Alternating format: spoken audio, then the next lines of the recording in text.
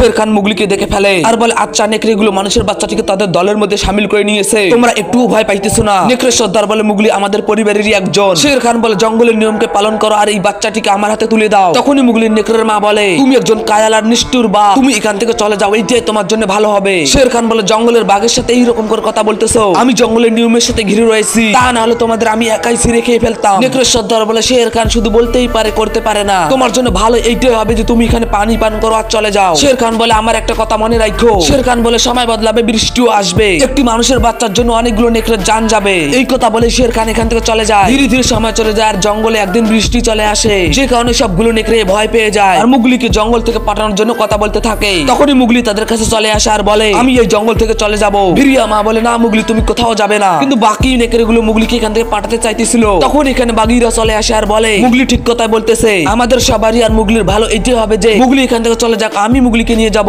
নেকড়ে মা বলে, বন্ধুরা এই ভিডিও পার্ট 1 দেখার জন্য সাবস্ক্রাইব করে এই লিংকে ক্লিক করো।